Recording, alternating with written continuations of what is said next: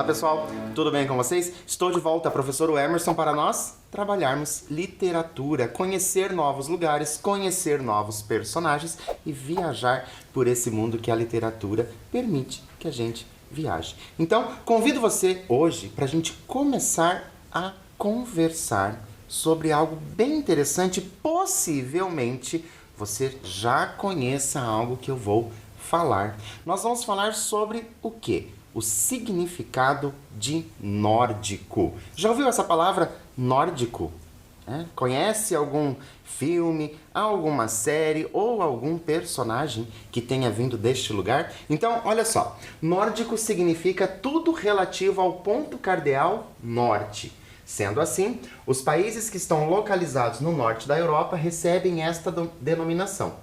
Entretanto, a denominação nórdico, quando falamos de países nórdicos, vai além da geografia e inclui somente os países que possuem uma história, tradições e idiomas em comum. Então, olha só que interessante. Então, a gente vai começar aí a falar desses países nórdicos. Possivelmente você já relacionou com alguma coisa que você tenha lido ou que você tenha visto.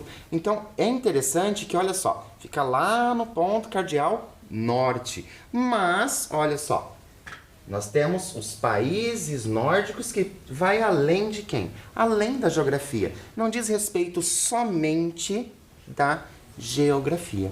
E para a gente começar a esquentar a nossa mente, eu já tenho uma pergunta para você. Bem fácil, mas olha só. Os países que fazem parte da região nórdica, lembram? Ponto cardeal norte. Os países que fazem parte dessa região, quais são? Vou dar um tempinho para você assinalar e eu já volto.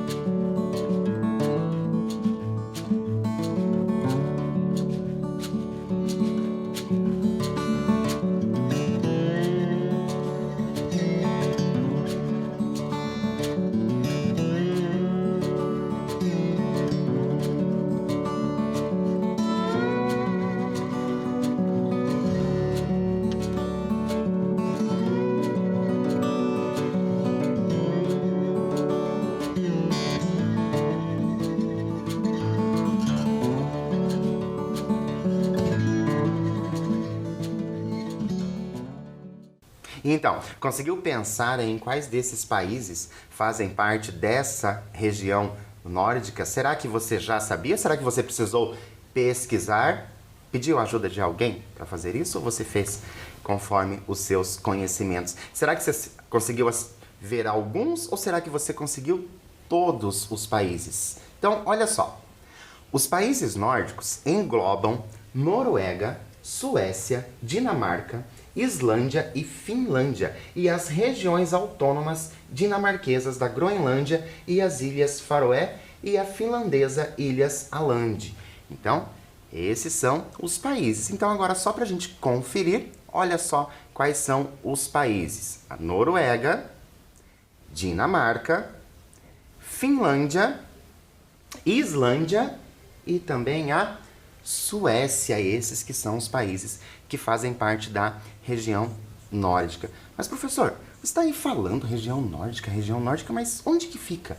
Afinal, não conheço muito bem essa região. Olha só, trouxe para vocês um mapa de onde fica essa região nórdica, acompanhando aqui os países. Noruega, Islândia, Finlândia.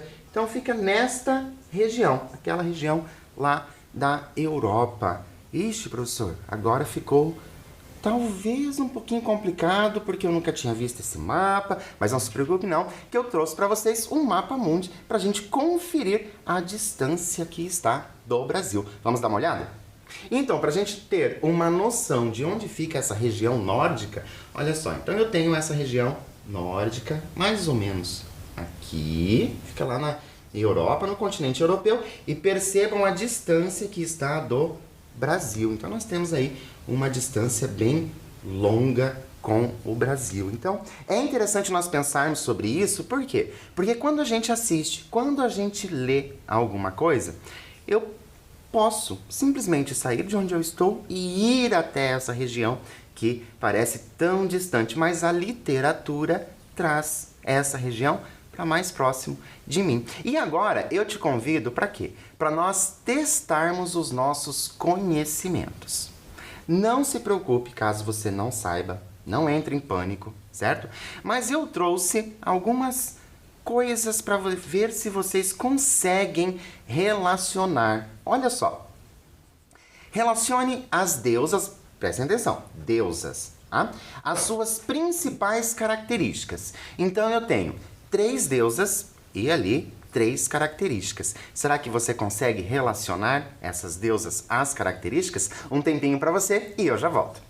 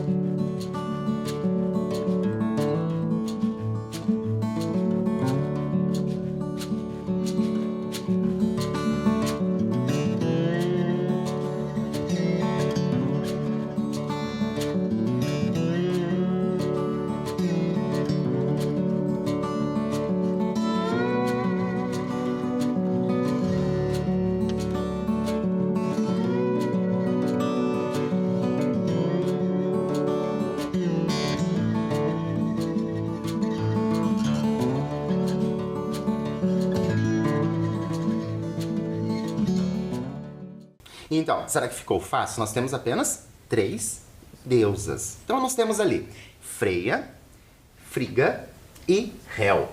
Deusa da fertilidade e mulher de Odin. Deusa mãe do amor e da luxúria e filha de Njord e Skadi.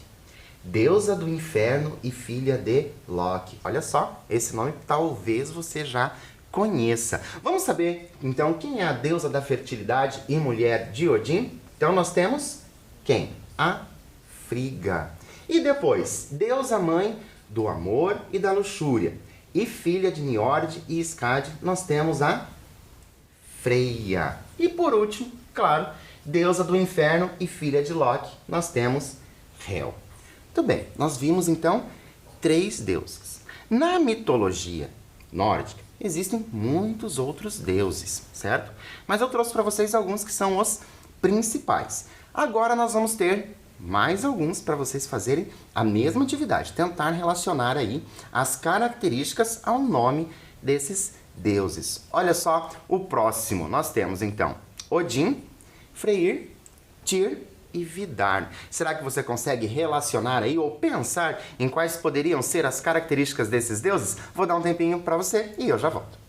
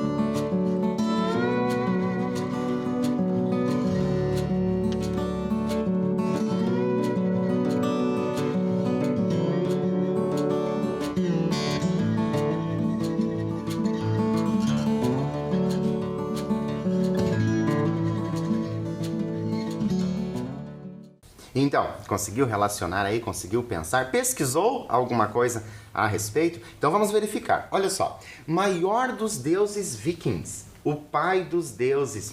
Esse fica um pouco fácil, né? Quem é esse? O Odin.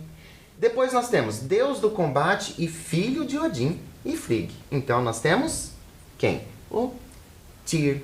E depois, deus da vingança, filho de Odin, nós temos Vidar. E por último, deus da abundância e irmão de Freia. Quem foi que sobrou? Freyr. Então, nós temos aí as características desses deuses. Mas não acabou ainda não. Nós temos mais alguns. Então, olha só. Nós temos agora o Brage, Balder, Njord, Thor e Loki. Vou dar um tempinho para você e eu já volto.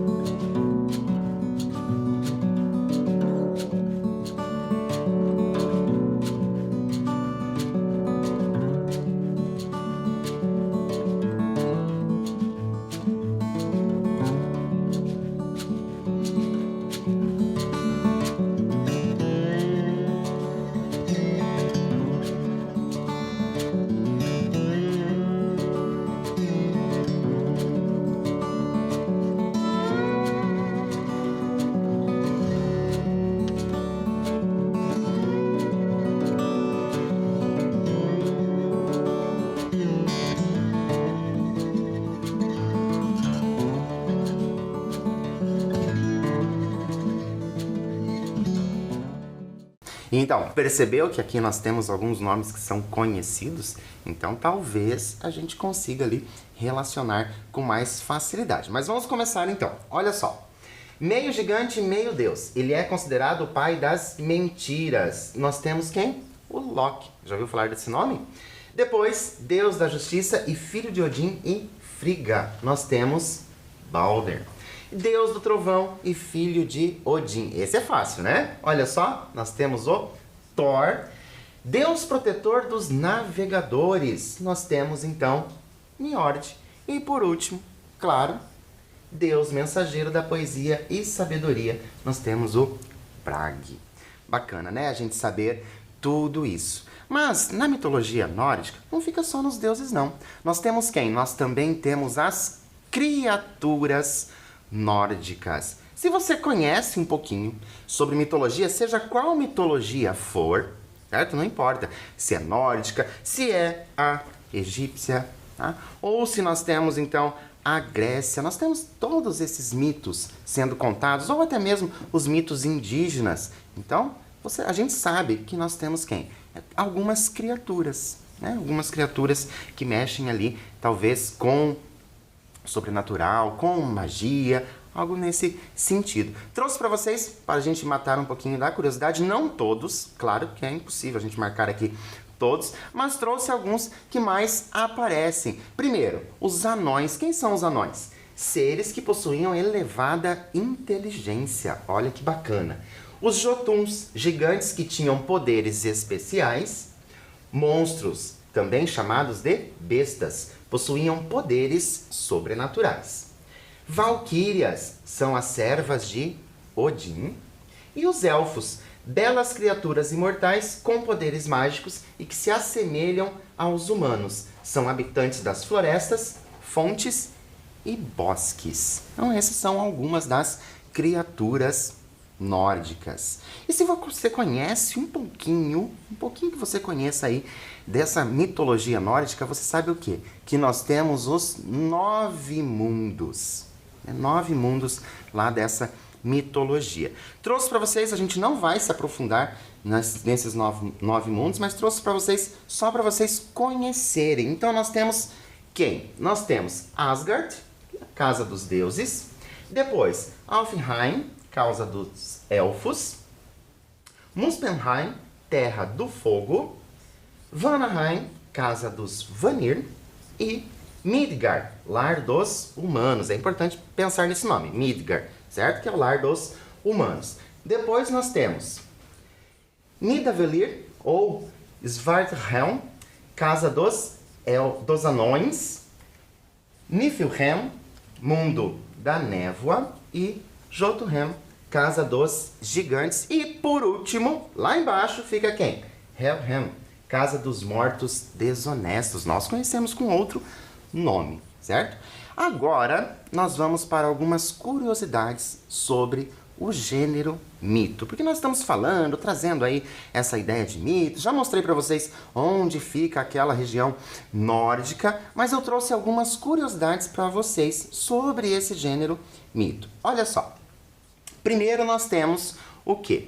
Nós temos histórias. Então os mitos são histórias. Histórias que são contadas, certo? Depois nós temos o povo. É o povo que vai contar essas histórias. Mas como que eles vão fazer isso? Eles vão fazer pela oralidade. Lembrando que começou lá na oralidade. Hoje nós temos sim inúmeros textos falando sobre a mitologia, descrevendo essa mitologia, esses acontecimentos, por escrito. Mas ele iniciou como? Iniciou na oralidade. Outra curiosidade é o quê? É que ele é atemporal, milenar. Ou seja, faz muito tempo que esses mitos estão já rolando aí pela sociedade, vão sendo contados. E ele é atemporal porque a gente acaba não sabendo que tempo que foi isso que aconteceu. Será que eu consigo pegar aquele mito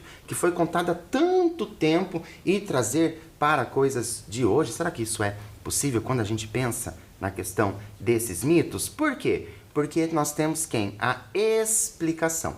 O mito tem a ideia de explicar alguma coisa, algum fato que para nós fica desconhecido. Então ele vem trazer essa ideia de explicação, explicar alguma coisa, explicar como surgiu o mundo, por exemplo, explicar como surgiu o céu, como surgiu a terra e assim por diante. Depois nós temos o quê? A ideia de ensinamento. Traz ali um ensinamento, vai ensinar alguma coisa para aquelas pessoas. Então essa oralidade vai trazer essas ideias. Nós temos também crenças de povos antigos. Então vai mexer bastante com a crença de povos antigos. Então prestem bem atenção.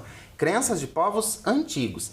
Às vezes a gente faz a leitura do mito, a gente fala, nossa, mas isso não tem nada a ver. Mas não, nós temos que pensar que trata-se de crenças de outros povos, de outros tempos, certo? Depois, nós temos seres sobrenaturais, isso é muito comum de ter nos mitos, os seres sobrenaturais. E, por último, a última curiosidade para vocês é temáticas universais. Vai falar aí de vários temas, certo? Então, nós já sabemos um pouquinho sobre esse gênero mito, bem pouquinho, tá? Vai muito mais do que isso, nós sabemos um pouquinho, e eu te convido para nós conhecermos o nosso autor de hoje. O nosso autor de hoje chama-se Neil Gaiman.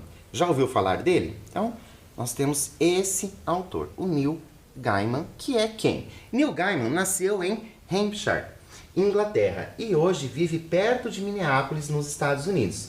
Descobriu seu amor pelos livros na infância e devorava as histórias de C.S. Lewis, J.R.R. Tolkien e James Branch Cabell e Edgar Allan Poe, entre outros autores. Será que você reconheceu alguns nomes ali que ele gostava? Será que pensou aí, já em algum momento, você já leu algum texto desses autores? Então nós temos aqui, nós temos o criador, o escritor de Nárnia. Já ouviram falar de Nárnia? Depois nós temos aqui do Senhor dos Anéis. Olha como até mesmo as histórias acabam sendo parecidas, Se a gente for pensar naquilo que a gente falou das criaturas mágicas, anões, elfos, então a gente também encontra aqui no Senhor dos Anéis. Mas vamos continuar falando do nosso autor. Olha só, começou a carreira como jornalista, mas logo o talento para construir tramas e universos únicos o levou para o mundo dos quadrinhos, com a aclamada série Sandman, e depois para a ficção adulta e infanto-juvenil. Suas obras receberam inúmeros prêmios e medalhas e foram adaptadas em bem-sucedidas versões para cinema, televisão e até ópera. Então, nós sabemos que esse nosso escritor é um escritor bem famoso. E eu trouxe para vocês duas obras dele, apenas duas obras, ele tem mais obras, mas eu trouxe duas obras que são Deuses Americanos, escrito por ele, e um bem conhecido que também foi adaptado para o cinema, que é quem? Coraline. Então nós temos essas obras, trouxe apenas essas duas. A que nós vamos fazer a leitura hoje saiu desse livro chamado Mitologia Nórdica e tem o título Antes do Princípio e o que veio depois.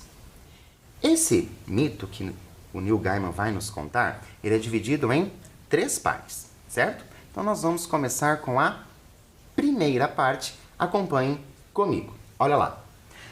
Antes do princípio não havia nada, nem terra, nem paraíso, nem estrelas, nem céu. Existia apenas o mundo feito de névoa, sem forma nem contorno, e o mundo feito de fogo, eternamente em chamas. Ao norte ficava Niflheim, o mundo escuro. Nele, 11 rios venenosos cortavam a névoa, originários do mesmo poço em seu núcleo, o turbilhão barulhento chamado Vergelmir. Niflheim era mais frio que o próprio frio, com uma névoa cerrada e turva encobrindo tudo. Os céus eram ocultados pelas brumas e o chão era encoberto pelo nevoeiro gelado. Em Muspel, no limite do fogo, onde a névoa se transforma em luz, onde a terra termina, ficava Surt, que existia antes dos deuses. Ele está lá agora. Surt carrega uma espada flamejante, e para ele a lava borbulhante e a névoa congelante são como um. Sabe-se que no Ragnarok, no fim de tudo, e só então, Surt deixará seu posto. Ele sairá de Muspel com sua espada flamejante e espalhará o fogo pelo mundo, e, um a um, os deuses cairão diante dele. Fizemos a leitura introdutória, certo? Dessa parte da mitologia antes do princípio. E agora eu já tenho uma pergunta para você. Olha só. Como você imagina que seria o princípio de tudo, segundo a mitologia nórdica? Prestem bem atenção, nós temos inúmeras mitologias. Mas de acordo com a mitologia nórdica, como que você acha que isso pode ter acontecido? Vou dar um tempinho para você e eu já volto.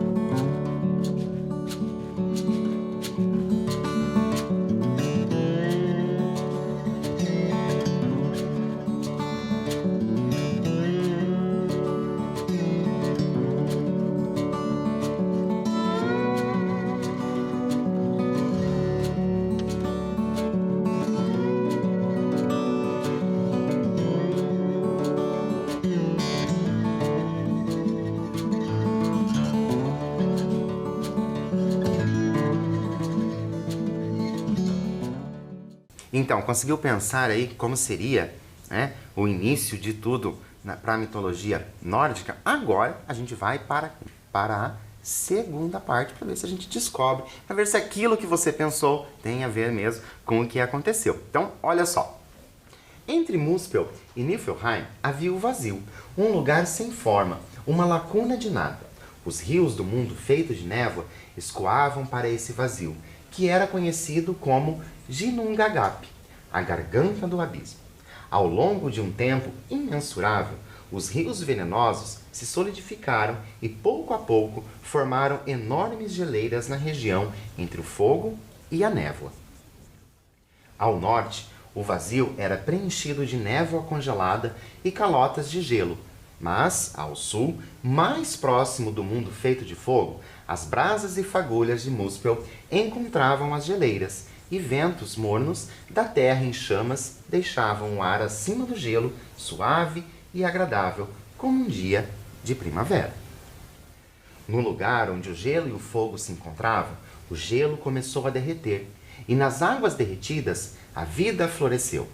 A criatura tinha a forma de uma pessoa maior do que mundos inteiros, mais alta do que qualquer gigante que já existiu ou existirá. Não era homem nem mulher, mas os dois ao mesmo tempo. Esse ser era o ancestral dos gigantes. Ele chamava a si mesmo de Ymir. Ymir não foi a única vida gerada pelo derretimento do gelo. Uma vaca sem chifres, muito maior do que nossa mente pode conceber, também surgiu. A vaca lambia os blocos de gelo salgado para se nutrir, e 4 rios de leite fluíam de suas tetas. Era esse leite que alimentava Ymir. O gigante bebia o leite e crescia. Ymir batizou a vaca de Alduma. A língua rosa da vaca lambia os blocos de gelo e deles surgiram pessoas. No primeiro dia, deixou à mostra apenas o cabelo de um homem. No segundo, a cabeça. Então, no terceiro, a forma completa foi revelada. Esse homem era Buri, o ancestral dos deuses. Ymir dormia e em seu sono deu à luz. Um gigante homem e uma gigante mulher nasceram de debaixo de sua axila esquerda, e um gigante de 6 cabeças nasceu de suas pernas. 2 filhos de Ymir descendem todos os gigantes. Buri escolheu para si uma esposa entre esses gigantes, e eles tiveram um filho, que chamaram de Bor. Bor desposou Bestla, filha de um gigante, e juntos tiveram 3 filhos, Odin, Vili e Vê. Odin, Vili e Vê, os 3 filhos de Bor, chegaram à idade adulta.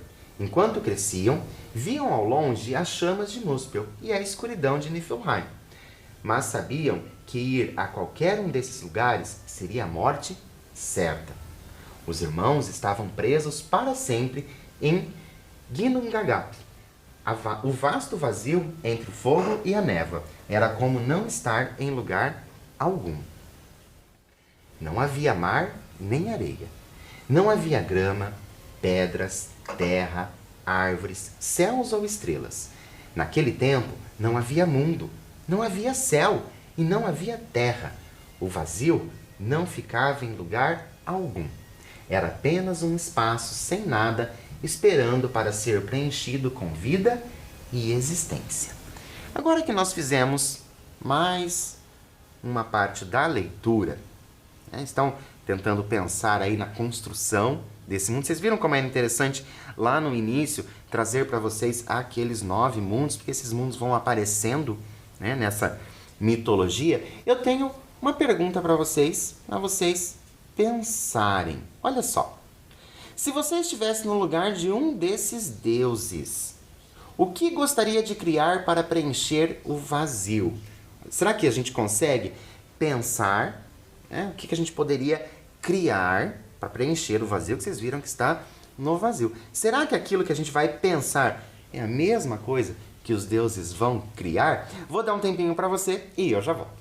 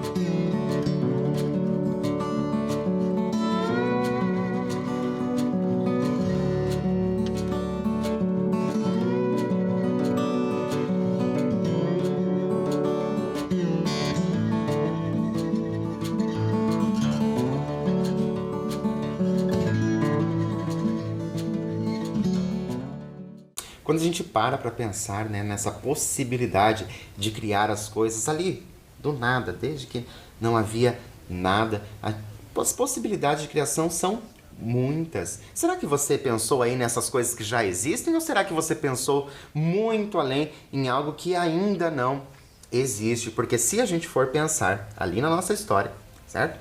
Nesse mito, nós temos que pensar que nada existia. Tudo seria criado do zero. Então, as referências para se criar alguma coisa eram poucas. Eles tinham que realmente inventar. Porque quando a gente pensa em criar alguma coisa, às vezes a gente já pensa em algo que já foi criado, talvez só modificando. Mas diferente dos nossos deuses ali, eles tinham que, desde o princípio, criar. Então, vamos continuar a nossa história para ver se alguma coisa que você iria criar aí coincide com a história. Olha só.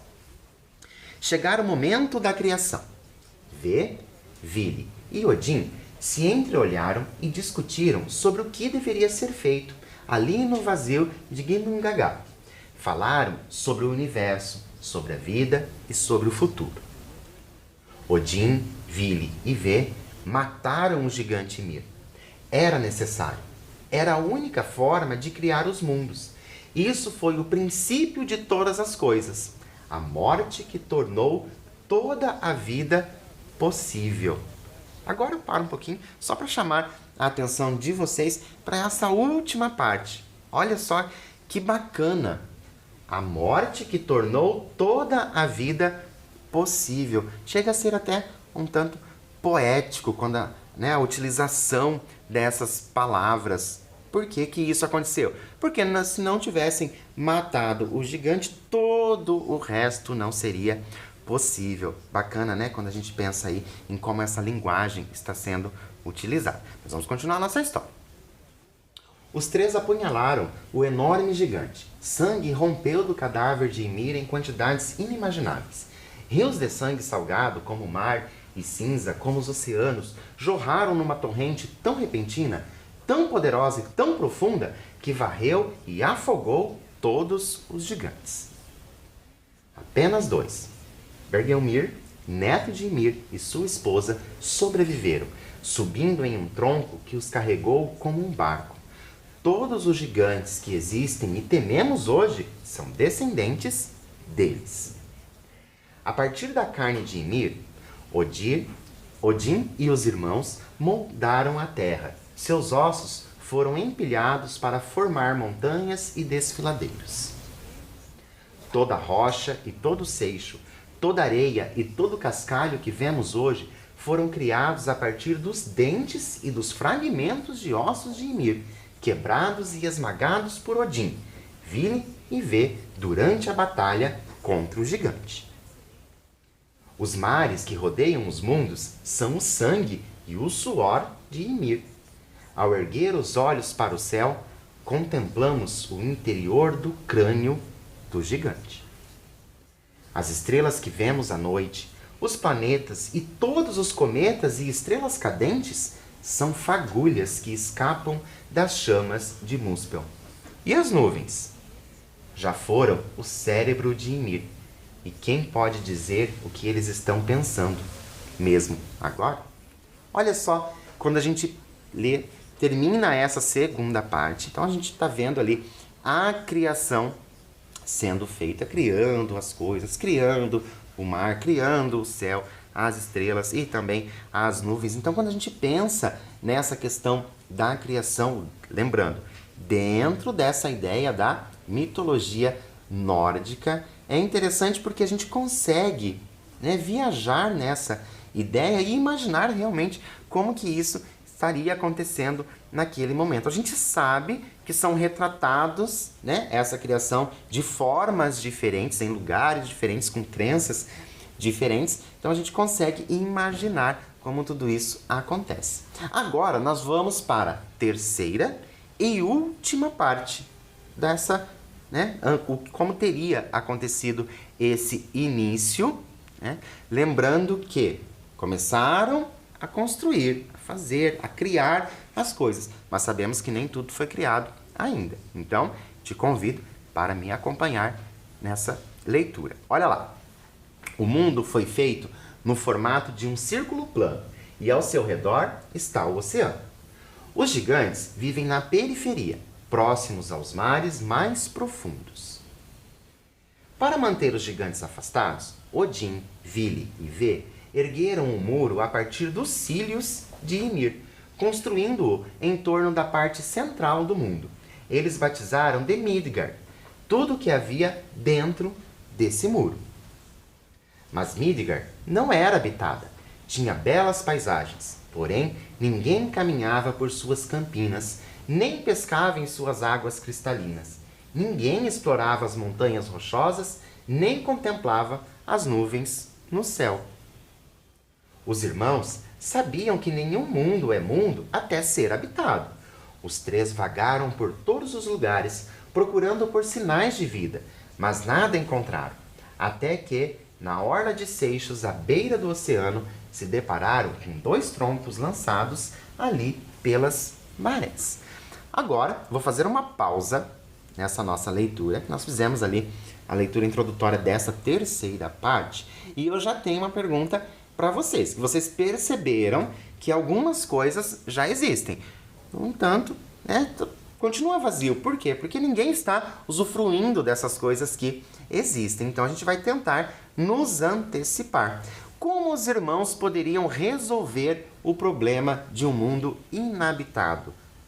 Professor, criando as pessoas. Mas como que essas pessoas poderiam ser criadas? Nós sabemos que temos aí inúmeras, mitologias dizendo sobre como as pessoas foram criadas. Mas será que você consegue pensar nessa mitologia nórdica como que eles criariam as pessoas? Vou dar um tempinho para você e eu já volto.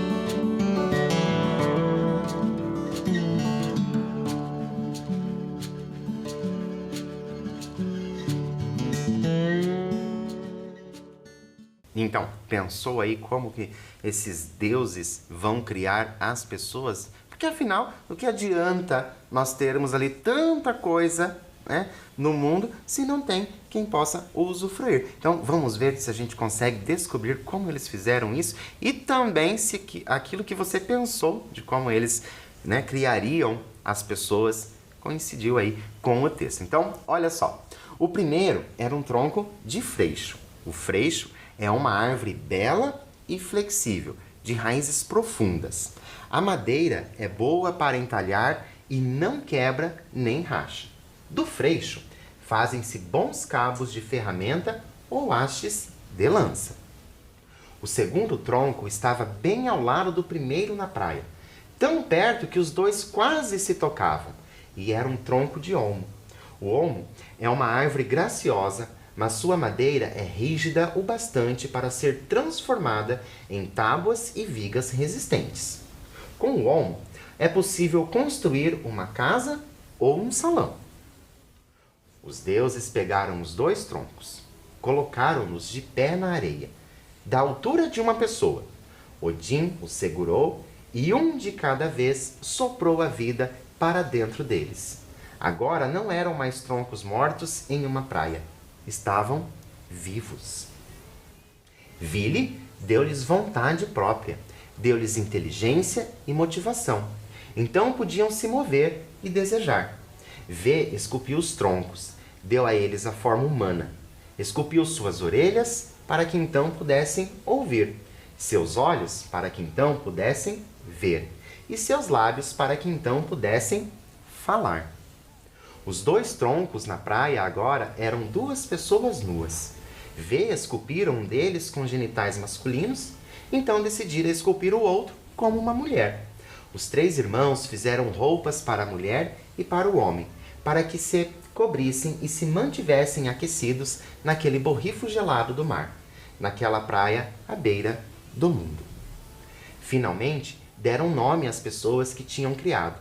Chamaram o homem de Aski, que significava freixo, e a mulher de Embla ou Homo. Aski e Embla foram o pai e a mãe de toda a humanidade. Todo ser humano deve sua vida a seus pais, e aos pais deles, e aos pais que vieram antes dos pais deles. Se voltarmos o bastante no passado, descobriremos que deles descendem as famílias de todos nós. Embla e Aski fizeram de Midgard seu lar, na segurança por trás do muro que os deuses ergueram com os filhos de Ymir. Lá construíram suas casas, protegidos de gigantes e monstros e de todos os perigos à espreita nas terras selvagens. Em Midgard, os dois puderam criar seus filhos em paz. É por isso que Odin é chamado de pai de todos, porque ele foi pai dos deuses e porque soprou a vida nos avós dos avós de nossos avós, quer sejamos deuses ou mortais.